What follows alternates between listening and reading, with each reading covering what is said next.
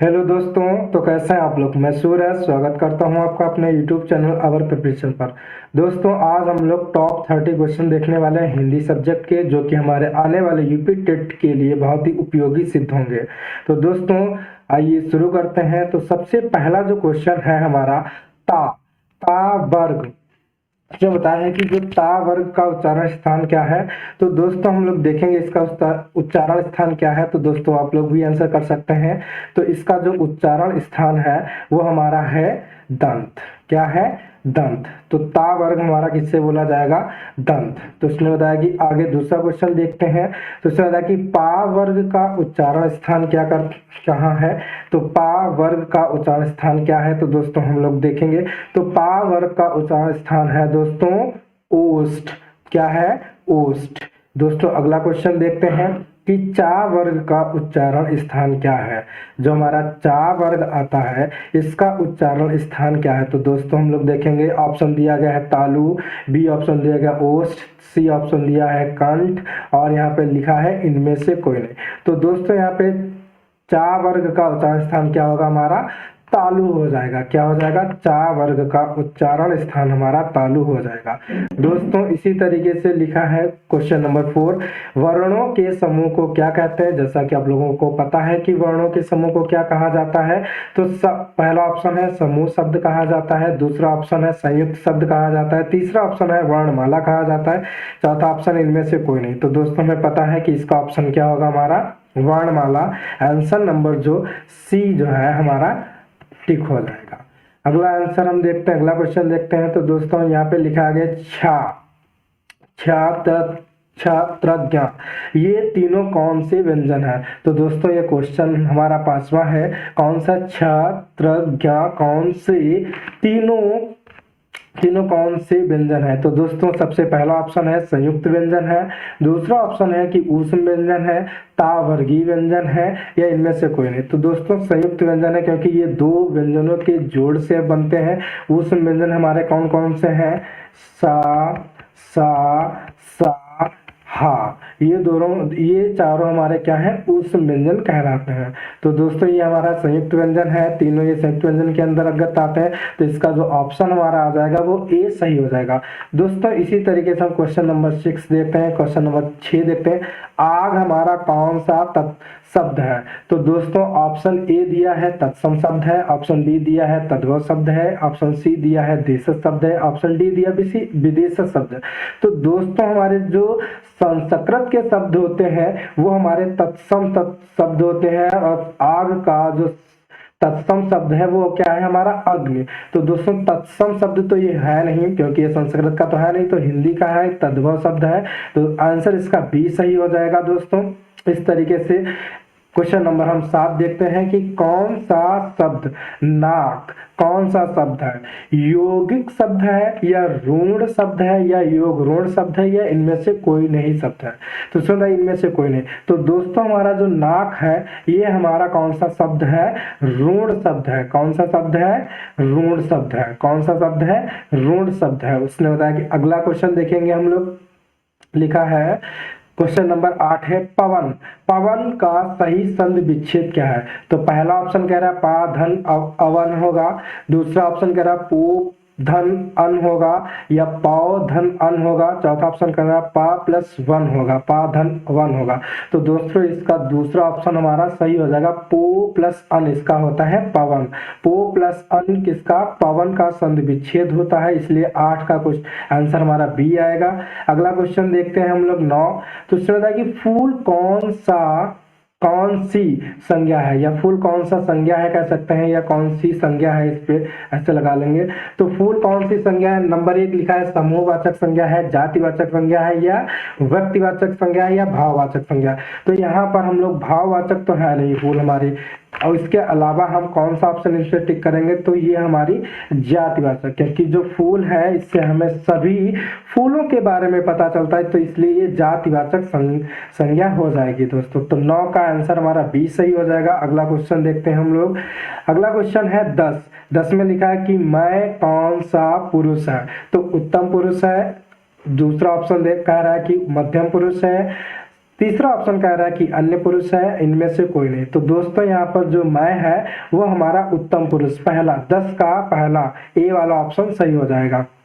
दोस्तों इसी तरीके से 11वां क्वेश्चन कह रहा है लंबोदर कौन सा शब्द है। तो लंबोदर कौन सा शब्द है बताना है दोस्तों। पहला ऑप्शन कह रहा है कि रूढ़ शब्द है, दूसरा ऑप्शन कह रहा है यौगिक शब्द है, तीसरा ऑप्शन कह रहा है योग रूढ़ शब्द है, चौथा ऑप्शन कह रहा है ये सभी। तो दोस्तों बताना है कि आपको लंबोदर कौन सा शब्द है। तो दोस्तों लंबोदर जो शब्द है वो हमारा योग रूढ़ शब्द है। कौन सा शब्द है? योग रूढ़। तो इसलिए 11 का हमारा सी सही हो जाएगा। अगला क्वेश्चन देखते हैं 12 में लिखा है कि नवयुवक में, नवयुवक कौन सा में कौन सा समास है। नवयुवक में कौन सा समास है, उसने बताया कि प्रश्न हमारा है नवयुवक में कौन सा समास है। तो पहला ऑप्शन कह रहा है कर्मधारय है, दूसरा ऑप्शन कह रहा है बहुब्रीहि है, तीसरा ऑप्शन कह रहा है द्वंद्व है, चौथा ऑप्शन कह रहा है द्विगु है। तो दोस्तों बताएंगे तो नवयुवक में जो हमारा आंसर आएगा वो आएगा हमारा कर्मधारय समास है। कौन सा है? कर्मधारय समास है। तो 12 का ए आ जाएगा। अगला क्वेश्चन देखते हैं, क्वेश्चन नंबर 13, प्रतिदिन में कौन सा समास है। यहाँ पर में होना चाहिए। प्रतिदिन में हमारा कौन सा समास है। तो दोस्तों बताना है कि प्रतिदिन में कौन सा समास है। तो पहला ऑप्शन कह रहा है कि बहुब्रीहि समास है, दूसरा ऑप्शन कह रहा है द्वंद्व समास है, तीसरा ऑप्शन कह रहा है अव्ययीभाव समास है, चौथा ऑप्शन कह रहा है द्विगु समास है। तो दोस्तों प्रतिदिन में हमारा अव्ययीभाव समास है, क्योंकि ये प्रति क्या है? अव्ययी है, इसलिए अव्ययीभाव समास हो जाएगा प्रतिदिन। प्रतिदिन में कौन सा? तो इसलिए 13 का हमारा सी सही हो जाएगा। अगला क्वेश्चन देखते हैं दोस्तों। अगला क्वेश्चन है 14वां है हमारा देशभक्ति में कौन सा समास है। तो दोस्तों देशभक्ति मतलब देश के लिए भक्ति। तो यहाँ पर कर्मधारय समास है क्या? क्या हमारा तत्पुरुष समास है? क्या द्वंद्व समास है? क्या हमारा द्विगु है? तो दोस्तों हमारा यहाँ पर जो समास देशभक्ति में जो समास होगा वो होगा तत्पुरुष समास। कौन सा? क्योंकि देश के लिए भक्ति, इसका संधि विच्छेद करेंगे तो देश के लिए भक्ति आ जाएगा। तो देशभक्ति में कौन सा समास हो जाएगा? तत्पुरुष समास हो जाएगा। इसलिए 14 का हमारा आंसर बी सही हो जाएगा। दोस्तों आगे बढ़ते हैं और इसी तरीके से हम इस सीरीज का 15वां क्वेश्चन लेते हैं। नीलकंठ। 15वां क्वेश्चन है नीलकंठ में कौन सा समास है। नीलकंठ में कौन सा समास है। तो दोस्तों बताना है कि पहला ऑप्शन कर्मधारय है, दूसरा ऑप्शन बहुब्रीहि है, तीसरा ऑप्शन अव्ययीभाव समास है या चौथा हमारा तत्पुरुष समास है। तो नीलकंठ में दोस्तों हमारा कौन सा है? बहुब्रीहि। कौन सा है समास? नीलकंठ में हमारा बहुब्रीहि समास है। दोस्तों अगला क्वेश्चन देखते हैं। इसी तरीके से अगला क्वेश्चन आता है 16वां, पाप पूर्ण में कौन सा समास है। पाप पूर्ण में कौन सा समास है। दोस्तों पहला ऑप्शन दिया गया द्विगु समास है, दूसरा ऑप्शन दिया गया अव्ययीभाव समास है, तीसरा ऑप्शन दिया गया द्वंद्व समास है, चौथा हमारा इनमें से कोई नहीं। तो दोस्तों जैसे इनके बीच में हाइफन ये आ जाता है और ये दोनों वर्ड अपोजिट होते हैं तो वहां पे केवल द्वंद्व समास होता है, क्योंकि इन दोनों की क्या हो रही है? आपस में लड़ाई हो रही है। तो यहाँ पे द्वंद्व समास होगा, इसलिए 16 का सी सही हो जाएगा। अगला क्वेश्चन देखते हैं दोस्तों। अगला क्वेश्चन है 17। तो 17 में लिखा है कि दोपहर में कौन सा समास है। तो दोस्तों लिखेंगे, इसमें देखेंगे कि दोपहर में कौन सा समास है। तो तत्पुरुष समास है पहला ऑप्शन है, दूसरा ऑप्शन कर्मधारय है, तीसरा ऑप्शन बहुब्रीहि है, चौथा ऑप्शन द्विगु है। तो दोस्तों यहाँ पर ये दोपहर मतलब यहाँ पे दो संख्या निकल रही है, इसलिए यहाँ पर हमारा जो समास हो जाएगा वो द्विगु समास हो जाएगा। संख्यावाची शब्द है तो द्विगु समास हो जाएगा, इसलिए 17 का हमारा डी सही होगा। दोस्तों आगे क्वेश्चन अगला देखते हैं। 18वां लिखा है यदि तुम चलो। क्या लिखा है? यदि तुम चलो तो मैं भी चलूं। कौन सा वाक्य है दोस्तों? तो ये बताना कि विस्मयवाचक वाक्य है या आज्ञावाचक वाक्य है या संकेतवाचक वाक्य है या निषेधवाचक वाक्य। तो दोस्तों निषेधवाचक वाक्य में नहीं आता है तो ये इसमें नहीं तो आया नहीं, तो ये तो ऑप्शन होगा नहीं। संकेत इसमें कोई दिया नहीं जा रहा है, सॉरी।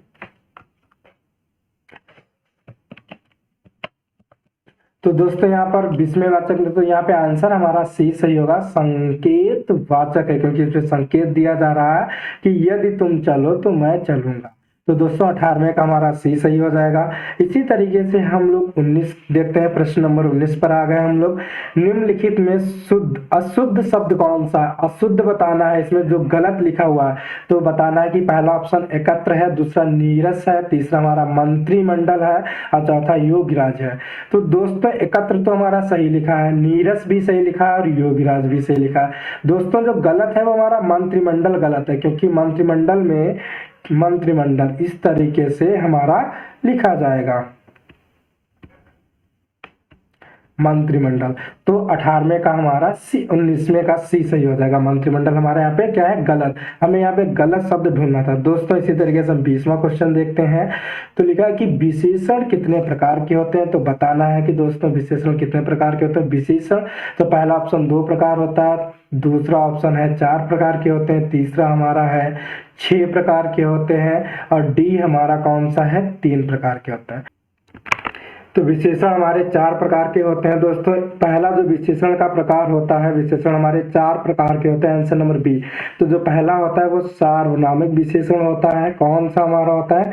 सार्वनामिक विशेषण होता है, सार्वनामिक हो गया। दूसरा हमारा होता है संख्यावाचक होता है। कौन सा होता है? संख्यावाचक होता है। और तीसरा हमारा होता है परिमाणवाचक। क्या होता है? परिमाणवाचक होता है। और चौथा हमारा जो होता है वो होता है हमारा गुणवाचक। तो 4 प्रकार के विशेषण होते हैं। कितने प्रकार के हैं? तो विशेषण का अगर प्रकार पूछा जाएगा तो 4 प्रकार बताएंगे दोस्तों। पहला हमारा कितना कौन सा है? सार्वनामिक विशेषण, संख्यावाचक विशेषण, परिमाणवाचक विशेषण और गुणवाचक। दोस्तों इसी तरीके से हम 21वां क्वेश्चन देखते हैं। तो उसने बताया कि सर्वनाम के कितने भेद होते हैं? सर्वनाम के भेद।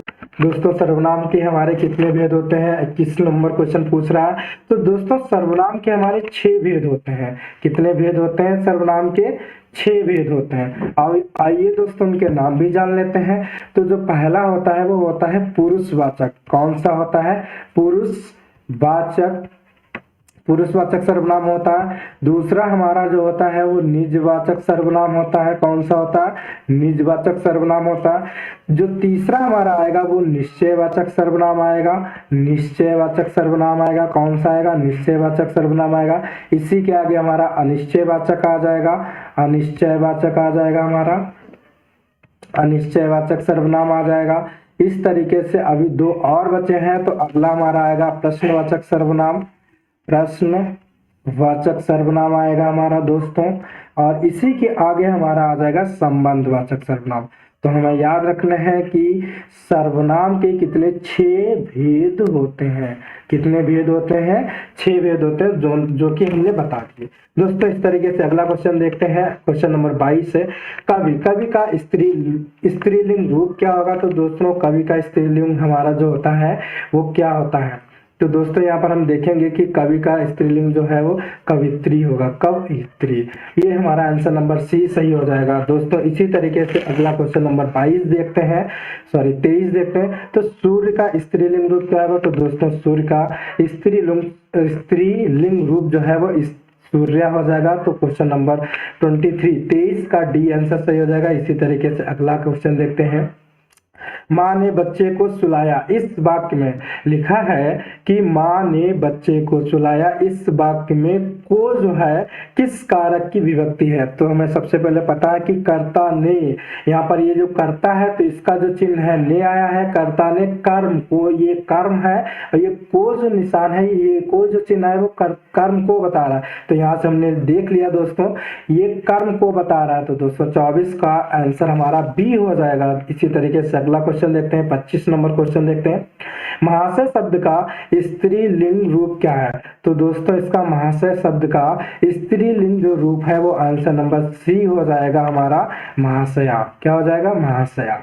इसी तरीके से हम क्वेश्चन नंबर 26 देखते हैं। इंद्र का स्त्रीलिंग रूप क्या है? तो दोस्तों ये सबको पता है क्या है कि इसका स्त्रीलिंग रूप जो होगा वो इंद्राणी। क्वेश्चन नंबर 26 का आंसर हमारा डी सही हो जाएगा। इसी तरीके से क्वेश्चन नंबर 27 देखते हैं।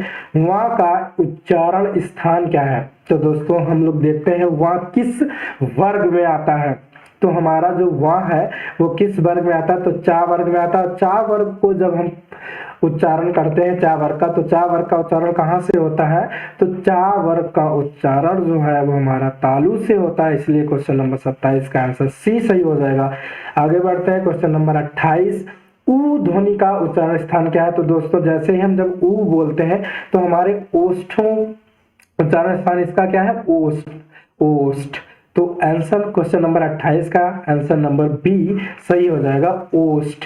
इसी तरीके से आगे बढ़ते हैं समुच्चय, क्वेश्चन नंबर 29। समुच्चय का सही संदेश संधि विच्छेद क्या है, तो दोस्तों इसका आंसर नंबर हमारा बी सही हो जाएगा, सम प्लस उत प्लस आय, क्या हो जाएगा, समुच्चय। तो इसलिए 29 का हमारा क्वेश्चन नंबर 29 का आंसर बी सही हो जाएगा। इसी तरीके से आगे बढ़ते हैं सी। दोस्तों ये 30, तो प्रश्न नंबर हमारा जो 30 कह रहा है कि व्याकरण जानने वाले वाक्य के लिए, जानने वाले के लिए वाक्य के लिए एक शब्द क्या है, जो व्याकरण को जानता है तो दोस्तों उसको क्या कहते हैं। पहला ऑप्शन कहता है व्याकरण विशेषज्ञ कहते हैं, व्याकरण पंडित कहते हैं, व्याकरण कहते हैं, या व्याकरण कहता कहते हैं। तो दोस्तों इसका उसको हम कहते हैं व्याकरण। आंसर नंबर सी सही हो जाएगा, 30 का सी सही हो जाएगा। दोस्तों थैंक यू। जरूर बताएं हमारी वीडियो आपको कैसी लगी। दोस्तों अगर आप हमारे चैनल पर नए हैं तो हमारे चैनल को सब्सक्राइब करें। दोस्तों ऐसे ही वीडियो आते रहेंगे। Thank you, have a nice day.